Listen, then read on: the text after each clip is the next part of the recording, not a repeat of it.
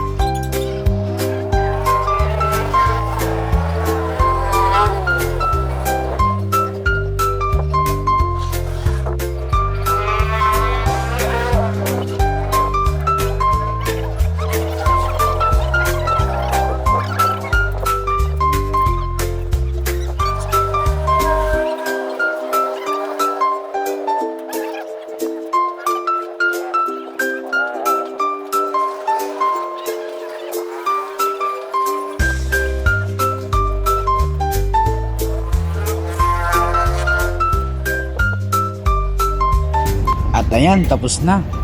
Iniihaw na ng ating taga-ihaw.